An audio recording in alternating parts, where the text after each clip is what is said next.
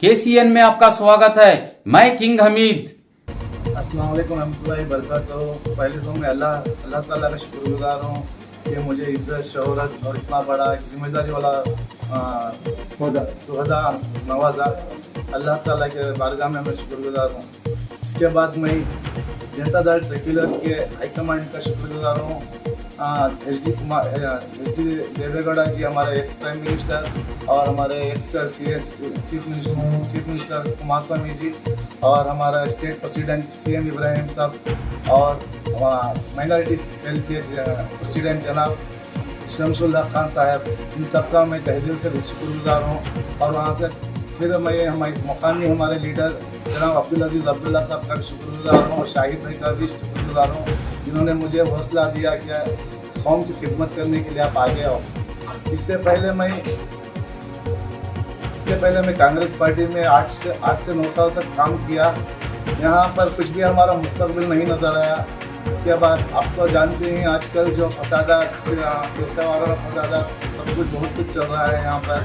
BJP को आप जानते हैं हमारे माइनॉरिटीज़ की एकदम कट्टर दुश्मन है, और कांग्रेस में तो आपसी इख्तलाफत और एक DK शिव कुमार जी की एक ग्रुप और सिद्धरामैया जी की एक ग्रुप, ये सब आगे चलकर बहुत मुश्किलात, कौम के लिए बहुत मुश्किलात के दिन आने वाले हैं।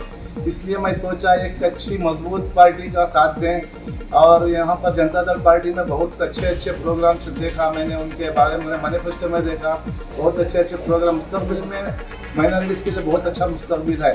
सर, आप कांग्रेस के बाद JDS को आने के लिए किस किस्म से, मैंने JDS को ही आने के लिए फैसला क्यों किया? ऐसा क्या था JDS में जो आपको JDS में? इसीलिए मैं बोल रहा हूँ, मैं 8 से 9 साल तक कांग्रेस में था, और वहाँ पर भी मुझे अच्छा सा मौका मिला था। IT सेल का जनरल, KPCC का IT सेल में सेक्रेटरी था। वहाँ पर भी मैंने 5-6-7 साल से काम किया, और यहाँ पर कुछ भी मुस्तकबिल नज़र नहीं आया। आगे बढ़ने को वहाँ पर नहीं होता। यहाँ पर मुसलमानों को आगे बढ़ना बहुत मुश्किल है, क्योंकि यहाँ पर बहुत सारे सीनियर लीडर्स हैं, नौजवानों को आगे बढ़ने का मौका नहीं देते।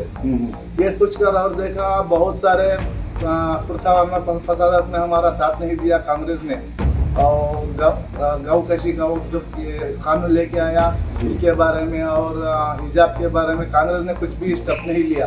एक बात भी उन्होंने माइनॉरिटीज़ के बारे में एक लफ्ज़ भी नहीं कहा।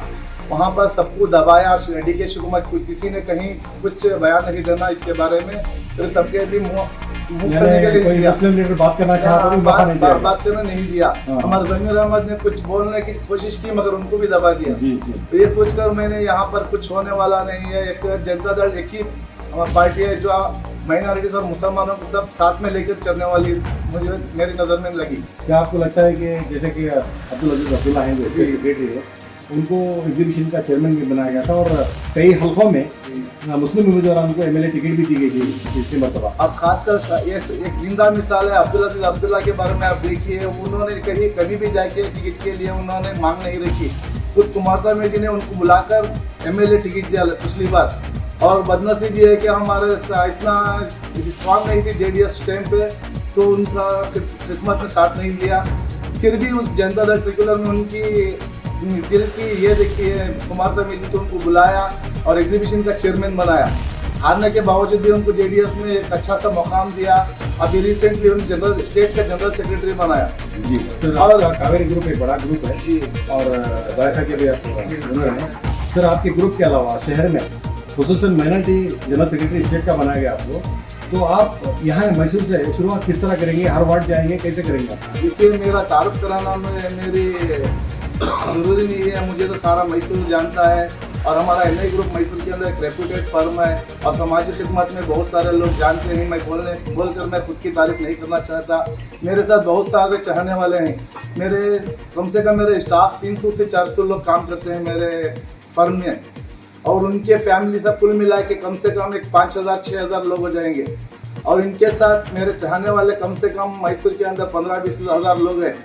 और सारे मैं जब जनता दल में आया, सब खुशी का इजहार किया, और वो सब मेरे साथ देने को मुझे वादा किया है और भरोसा दिया। मैं इंशाल्लाह मैं भरोसा करता हूँ सब मेरे साथ होंगे। आने वाले इंतखाबात में जनता दल सेक्युलर को हम मजबूत बनाएंगे, और मुझे जो इतना बड़ा वो जिम्मेदारी वाला ओहदा दिया है, इसके साथ जो पार्टी के जो बुनियादी उसूल हैं उसको मद्देनजर रखते हुए मैं सारे रियासत में कोशिश करूंगा जनता दल सेक्युलर को एक मजबूत बनाए, आने वाले दिनों में एक सेक्युलर हुकूमत बनाए, क्योंकि किसी के भरोसे के बिना पे बनना चाहिए। इसके बाद आपने देखा बीजेपी के साथ बनाए 15-20 महीना में गिर गई, और कांग्रेस के साथ बनाया तो वो तो कुमार ने नहीं चाहा कि बनाने के लिए, फिर भी कांग्रेस वाले उनके घर पे आए, उनको रिक्वेस्ट किया, हाईकमांड वाले सब आए, सोनिया जी फोन किया, फिर इसी वजह से उन्होंने कांग्रेस का सपोर्ट लेकर चीफ मिनिस्टर बने हमारे कुमार साहब। मगर बदकिस्मती कांग्रेस वालों ने उनका साथ नहीं दिया, अगरचे वो साथ दे तो आप मुकम्मल 5 साल हमारे हो सकते थे। उन्होंने आज सिर्फ 11 महीनों में गवर्नमेंट गिरा दी, उनका सपोर्ट छोड़ दिया, और जो खुद जानबूझ के कांग्रेस वालों ने जनता दल गवर्नमेंट को गिराया, कुमार स्वामी को राजीनामा देना पड़ा। अगरचे वो नहीं देते तो आज हमारे कर्नाटक की हालत नहीं होती थी, बहुत अच्छे दिन आते थे, हम भी मुसलमान माइनर शान से सर उठा के जी सकते थे। आजकल आप जानते हैं बीजेपी की हुकूमत में हमें कितनी दुश्वारियां पेश आ रही हैं। बिल्कुल सर, एक आखिरी सवाल, जो ओहदा आपको दिया गया है क्या आप उसे भरपूर इंसाफ करेंगे? इंशाल्लाह मैं कोशिश करूंगा, और अल्लाह रब्बुल इज्जत से मैं दुआ करूंगा मुझे ये ओहदा जो जिम्मेदारी दी है उसको निभाने की कोशिश करूंगा। अल्लाह से दुआ करूंगा मुझे हिम्मत ताकत दे, और लोगों से भी मैं गुजारिश करूंगा वो मेरा साथ दें। आने वाले दिनों में बहुत अच्छा होगा माइनॉरिटीज़ के लिए, खासकर मुसलमानों के लिए। मैं सबको साथ दे के हमारे लीडर जो अब्दुल्ला भाई, शाहिद भाई और रफ़ीक भाई, रिजवान भाई, हम मुताहिर भाई, बहुत सारे लोग हैं मेरे चाहने वाले हैं, मेरे ये पार्टी के लिए जुटकर बहुत जुटकर काम करने वाले मेहनती लोग हैं। इंशाल्लाह इन सबका आने वाले दिनों में बहुत अच्छे दिन आने वाले हैं। शुक्रिया सर। ನಿನ್ನೆ ನಮ್ಮ ಪಕ್ಷದ ಕಚೇರಿಯಲ್ಲಿ ನಮ್ಮ NR ಕಾನ್ಸ್ಟಿಟ್ಯೂನ್ಸಿನಲ್ಲಿ 23 ವಾರ್ಡ್ ಬರುತ್ತೆ. 23 ವಾರ್ಡ್ಗೂ ಬ್ಲಾಕ್ ವಾರ್ಡ್ ಪ್ರೆಸಿಡೆಂಟ್ಗಳು ಎಲ್ಲ ಮಾಡಿದ್ದೀವಿ. ಆಮೇಲೆ ಕ್ಷೇತ್ರ ಕಮಿಟಿ ಎಲ್ಲ ಆರ್ಗನೈಸ್ ಮಾಡಿದ್ದೀವಿ. ಅದರ ಜೊತೆ ನಮ್ಮ ಸ್ನೇಹಿತ ಇಲಿಯಾಸ್ ಬೇಗ್ ಅವ್ರಿಗೆ ಮೈನಾರಿಟಿ ಜನರಲ್ ಸೆಕ್ರೆಟರಿನೂ ಅಲೌನ್ಸ್ ಆಗಿದ್ದೀನಿ. ಇದರಿಂದ ಇವತ್ತಿನ ಪರಿಸ್ಥಿತಿ ಹೆಂಗಾಗಿದೆ ಅಂದರೆ, ನಮ್ಮ ಅಬ್ದುಲ್ಲಾ ಅವರು ಯಾವಾಗ ನಮ್ಮ ಪಕ್ಷಕ್ಕೆ ಬಂದರು ಆವಾಗ ನಮ್ಮ ಪಕ್ಷಕ್ಕೆ ಒಂದು ಬಲ ಬಂದಂಗೆ ಆಗಿದೆ. ಬಲ ಬಂದಂಗೆ ಅಂದರೆ ಏನಂದರೆ ಅವರು ಎಲ್ಲರಿಗೂ ಜೊತೆ ತೊಗೊಂಡಿದ್ದಾರೆ. ಆಮೇಲೆ ಮೈನಾರಿಟೀಸ್ಗೆ ಒಂದು ಒಳ್ಳೆಯ ಅವಕಾಶ. ಸಪೋಸು ಕಾರ್ಪೊರೇಷನ್ ಎಲೆಕ್ಷನ್ನು ಬಂತು, ಹಿಸ್ಟ್ರಿ ಕ್ರಿಯೇಟ್ ಮಾಡಿದ್ದಾರೆ. ಯಾರು ಲೇಡಿ ಇದೇ ಆಗಿಲ್ಲ, ಮೇಯರ್ ಆಗಿಲ್ಲ. ಆ ಮೇಯರ್ ಮಾಡಿರೋದು ಮೊದಲು ಅಬ್ದುಲ್ಲಾ ಅವರೇ.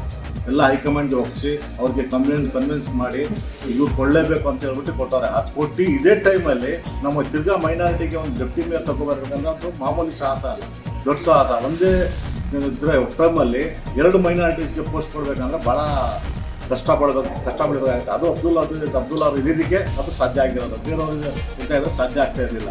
ಅದರಿಂದ ಇನ್ನೊಂದು ಏನಾಗಿದೆ ಅಂದರೆ, ನಮ್ಮ ಅಬ್ದುಲ್ಲಾ ಅವರು ಲಾಸ್ಟ್ ಟೈಮ್ ಎಲೆಕ್ಷನ್ ಫೇಸ್ ಮಾಡೋ ಟೈಮಲ್ಲಿ ಒಳ್ಳೆ ವಾತಾವರಣ ಚೆನ್ನಾಗಿತ್ತು, ಎಲ್ಲ ಕಡೆ ಒಪಿನಿಯನ್ ಎಲ್ಲ ಭಾಳ ಚೆನ್ನಾಗಿತ್ತು. ಕೊನೆ ಮೂಮೆಂಟಲ್ಲಿ ನಮ್ಮ ಪಕ್ಷದಿಂದ ಬೆಂಟ್ಬಿಟ್ಟು ಹೋಗಿರೋರು ನಮಗೇನೆ ಬಿ ಟೀಮ್ ಅಂತ ಮಾಡ್ಬಿಟ್ಟಿದ್ರು. ಲಾಸ್ಟ್ ಟೈಮು ಬಿ ಟೀಮ್ ಮಾಡಿದ್ದಕ್ಕೆ ಸ್ವಲ್ಪ ನಮ್ಮ ಮೈನಾರಿಟೀಸು ಹಿಂದೆ ಹೋಗಿ ನಮಗೆ ಕೈ ಬಿಟ್ಟರು. ಇಲ್ಲದ್ರೆ ಒಳ್ಳೆ ಅವಕಾಶ ಚೆನ್ನಾಗಿತ್ತು, ಇಂಟೆಲಿಜೆನ್ಸ್ ರಿಪೋರ್ಟ್ಸು ಭಾಳ ಚೆನ್ನಾಗಿತ್ತು. ಈ ಸತಿ ಮಾತ್ರ ಎಲ್ಲ ಕಡೆ ಒಪಿನಿಯನ್ ಭಾಳ ಚೆನ್ನಾಗಿದೆ. ಈ ಸತಿ ಈಗ ಎಲ್ಲ ನೋಡ್ತಾ ಇದ್ರೆ ಯಾವ ಥರ ಬರ್ತಾ ಇದ್ದಾರೆ ಅಂದರೆ, ಯಂಗ್ಸ್ಟರ್ಸ್ ಅಬ್ದುಲ್ಲಾ ಅವ್ರು ನೋಡ್ಕೊಂಡು ಅವ್ರಿಗೆ ಏನಾದರೂ ಒಂದು ಸತಿ ಇಷ್ಟು MLA ಮಾಡಲೇಬೇಕಂತ ಒಂದು ಹುಮ್ಮಸ್ಸಿಂದ ಬರ್ತಾವ್ರೆ. ಅದು ನಾನು ಇನ್ನೊಂದು ಕೇಳೋದಂದರೆ, ನಿನ್ನೆ ಎಲ್ಲ ನಮ್ಮ ಸದಸ್ಯ ಎಲ್ಲ ಮೆಂಬರ್ಗಳು ಅಧ್ಯಕ್ಷರು ಹೇಳ್ಕೊಳ್ಳೋ ಆಗೋರೆ. ನೀವು ಯಾವ ಥರ ಹುಮ್ಮಸ್ಸಿಂದ ಬಂದು ನೀವು ಹುದ್ದೆ ತೊಗೊಂಡಿದ್ದೀರಾ, ಅದೇ ಥರ ಹುದ್ದೆ ತೊಗೊಂಡು ಎಲ್ಲ ವಾರ್ಡಲ್ಲಿ ಕೆಲಸ ಮಾಡಿದ್ರೆ 100% ಅಬ್ದುಲ್ಲಾ ಅವರು MLA ಆಗೋದು ಯಾರು ತಪ್ಪಿಸೋಕ್ಕೆ ಸಾಧ್ಯನೇ ಇಲ್ಲ. ನಾನು ಹೇಳೋದು ಒಂದೇ ಮಾತು, ಈಗ ನಮ್ಮ ನಿನ್ನೆ ಒಂದು ಇದರಲ್ಲಿ ಸೋಷಿಯಲ್ ಮೀಡಿಯಾದಲ್ಲಿ ನೋಡಿದೆ, ನಮ್ಮ ಪಕ್ಷದಲ್ಲಿ ಬೆಳೆದ್ಬಿಟ್ಟು ಹೋಗ್ಬಿಟ್ಟು ಅವ್ರು ಯಾರಂತ ಐಡೆಂಟಿಫೈ ಮಾಡ್ಕೊಂಡಿರೋರು ಒಂದು ಸ್ಟೇಟ್ಮೆಂಟ್ ಕೊಟ್ಟಾರೆ.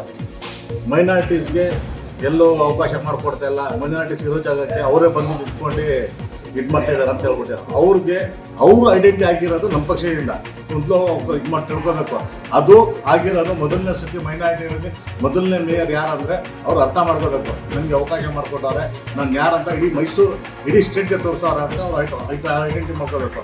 ಆಮೇಲೆ ಬರೀ ಪ್ರತಿ ಅವರು ಇದು ಮಾಡಿದ್ದಾರೆ ಅಂತ ಹೇಳ್ತಾರಲ್ಲ, ಮೈನಾರಿಟೀಸ್ಗೆ ಇವ್ರು ಏನು ಮಾಡೋರೆ ಅದು ನೀವು ತೋರಿಸ್ಬೇಕಲ್ಲ. ಇವ್ರ ನಾಯಕರು ಏನು ಮಾಡೋರೆ, ಟಿಪ್ಪು ಜಯಂತಿ ಬೇಕಾಗಿರಲಿಲ್ಲ, ಸುಮ್ಮನೆ ಅವಕಾಶ ನಮ್ಮ ಇದರಲ್ಲೇ ಇಲ್ಲ ಟಿಪ್ಪು ಜಯಂತಿ ಮಾಡೋದು. ಅನ್ನೆಸೆಸರಿ ತಗೊಬಂದು ಅದು ಯಾವಾಗಲ ನೋಡಿದ್ರು ನವೆಂಬರ್ ಬಂದರೆ ಏನಾದರೂ ಒಂದು ಗಲಭೆ ಆಗೋ ಚಾನ್ಸಸ್ ಇರುತ್ತೆ. ಸುಮ್ಮನೆ ಅನ್ನೆಸೆಸರಿ ಕ್ರಿಟಿಕಲ್ ಟೆನ್ಷನ್ ಕ್ರಿಯೇಟ್ ಆಗುತ್ತೆ. ಅದೆಲ್ಲ ಬೇಕಾಗಿರೋದು ಆ ಥರ ಕೆಲಸ ಅವ್ರು ಮಾಡೋದು.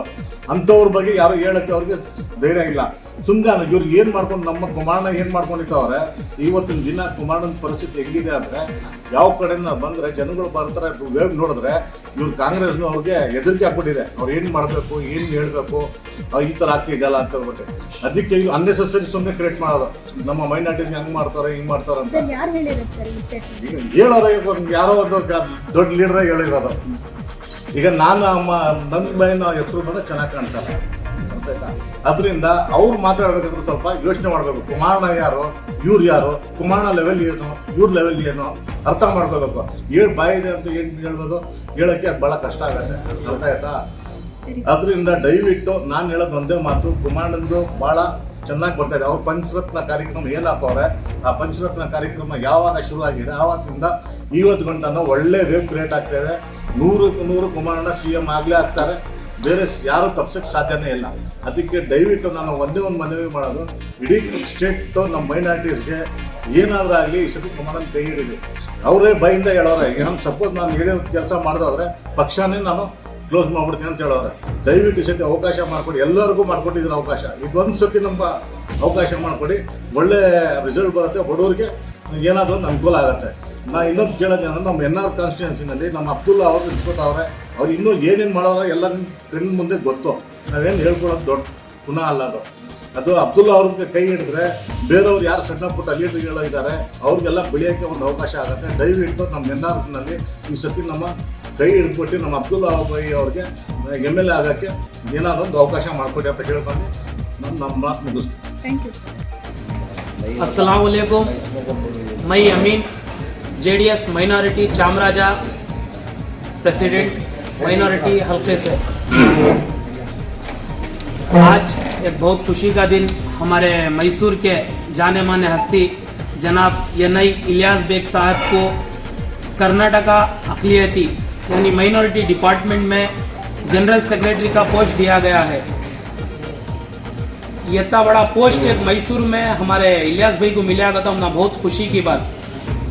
आज माहौल ऐसा है कि सेकुलरिज्म को बचाने का वक्त है। आज हमारे कुमार स्वामी हमारे से क्या वादा कर कोई बोले तो 2023 में अगर JDS की हुकूमत बनती है तो एक मुसलमान कैंडिडेट को CM का पोस्ट देना बोल के ही, ये अपने आप में बहुत बड़ी बात। अक़लियत माइनॉरिटी को बचाने के वास्ते आज सही मौका है। तो हमारे यनई इलियास साहब जैसा कांग्रेस है वो कांग्रेस का देख को उधर का नहीं हो को पसंद आने नहीं सो अब JDS को आके आहिस्ता आहिस्ता आहिस्ता जो सारे नौजवान आले को ही JDS को जमने का खास मकसद क्या है अगर को बोले तो रिसेंटली आपको मालूम हिजाब का मसला जो गुजरिया, कांग्रेस रहने दो दूसरे रहने दो कौन भी आवाज नहीं उठाए, हमारे कुमार स्वामी साहब आवाज उठाए। ये बात जो है ना अक़लियती माइनॉरिटी मुसलमानों के वास्ते बहुत सही बात। ये कांग्रेस का लीडर बोलता दूसरे कांग्रेस लीडर को तुम्हें मुसलमान हो को तुम्हें हिजाब के बारे में क्या भी बोलो ना कर को बोल को बोलती। हमारे कुमारण्णा रंधे अजान के बारे में रंधे उन्होंने मुद्दा उठाए, पार्लियामेंट में उठाए। बाद में हमारे जो गायन का जो ये है उसके बारे में आवाज़ उठाए, हिजाब के मसले में आवाज़ उठाए। तो मैं नौजवानों से गुजारिश करता हूँ क्या कर को बोले तो माइनॉरिटी को एक ताकत दियो। 70 साल से सिर्फ मुसलमानों का वोट कांग्रेस वाले इस्तेमाल करे सो जब मुसलमानों को जब कांग्रेस की जरूरत है तब कौन भी सामने आगे बढ़ को नहीं है। तो एक ही गुजारिश मेरी, एक अपील, एक गुजारिश मुसलमान और तमाम अक़लियती और तमाम माइनॉरिटी कम्युनिटीज से कि आप आगे बढ़ो, तुम्हारी ताकत तुम्हें खुद बनो और JDS को सपोर्ट करो। आज मैं हमारे तमाम हमारे मोहसिन हैं, हमारे यनई फयाज दा हैं, हमारे रिजवान दा हैं, हमारे इलियास बेग साहब हैं और मेरी तरफ से जो हमारे पोस्ट जो हमारे यनई इलियास साहब को मिला, पहले तो कुमारण्णा का शुक्रिया अदा, उसके बाद JDS स्टेट प्रेसिडेंट जनाब CM इब्राहिम साहब का शुक्रिया और माइनॉरिटी प्रेसिडेंट स्टेट शमसुल हक साहब का शुक्रिया अदा करता हूँ हमारी सबकी तरफ से। और मैसूर NR क्षेत्र और मैसूर के लीडर जनाब अब्दुल्ला भाई उर्फ अब्दुल अजीज साहब का भी शुक्रिया अदा करता हूँ और हमारे अब्दुल खादर शाहिद साहब का भी शुक्रिया अदा करता हूँ। इतना कहकर मैं अपनी बात खत्म करता हूँ। शुक्रिया।